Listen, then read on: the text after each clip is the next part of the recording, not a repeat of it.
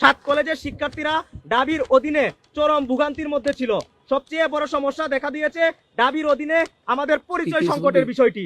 আমরা সরকারকে আমাদের সমস্যার বিষয়টি বুঝাতে সক্ষম হয়েছি, তারা আমাদের কথা শুনেছেন, দাবির যৌক্তিকতা উপলব্ধি করতে পেরেছেন এবং সবশেষে চূড়ান্তভাবে সাত কলেজের সমন্বয়ে একটি বিশ্ববিদ্যালয়ের আশ্বাস দিয়েছেন। সেজন্য সরকার সহ সংশ্লিষ্ট সবার প্রতি কৃতজ্ঞতা প্রকাশ করছি।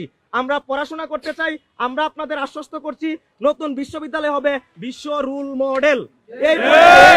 এই পর্যায়ে সাত কলেজের শিক্ষার্থী, সাত কলেজের অধিভুক্তি বাতিল এবং ভবিষ্যৎ বিশ্ববিদ্যালয় যেন দ্রুত গতিতে কার্যক্রম এগিয়ে নিয়ে যায়, সেই কারণে আমরা যারা এতদিন পর্যন্ত বিশ্ববিদ্যালয় প্রতিষ্ঠার দাবিতে আন্দোলন করছিলাম তাদের পক্ষ থেকে 5 দফা দাবি আপনাদের সম্মুখে উত্থাপন করছি।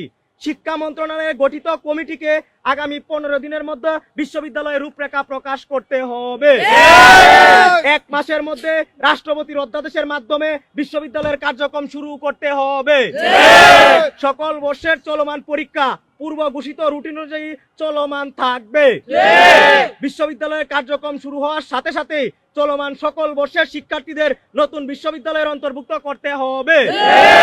উদ্ভূত পরিস্থিতিতে সাত কলেজের চলমান সংকট নিরসনে শিক্ষার্থী প্রতিনিধিদের সাথে শিক্ষা মন্ত্রণালয়ের উচ্চ পর্যায়ের বিশেষজ্ঞ কমিটি, শিক্ষা মন্ত্রণালয় এবং সাত কলেজের অধ্যক্ষ মহোদয় এবং সংশ্লিষ্ট স্টেকহোল্ডারদের সমন্বয়ে আগামী 2 দিনের মধ্যে একটি টেবিল টকের আয়োজন করতে হবে।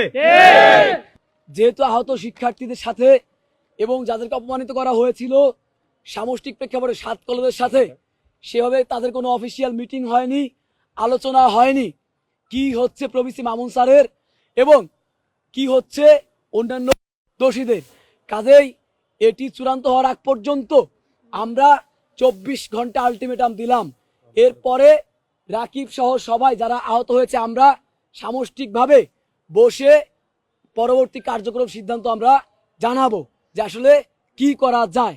এখন কথা হচ্ছে এই বিশ্ববিদ্যালয় প্রশাসন গঠন করতে গিয়ে তারা রক্ত নিয়েছে, তাদের সাথে আলোচনার মাধ্যমে সমাধান যদি হয় সেটা একটা সমাধান হতে পারে, কিন্তু তাদের জন্য আমরা আপাতত শুধুমাত্র রাষ্ট্রীয় বিশৃঙ্খলা এড়ানোর জন্য থানা ঘেরাও কর্মসূচি এবং যে আমাদের ওই যে বাস ভাঙচুরের ব্যাপারটি আটকানোর ব্যাপারটি এখান থেকে বেরিয়ে এসেছি।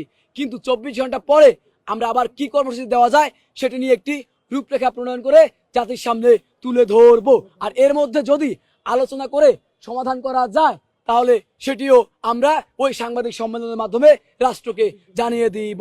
জি।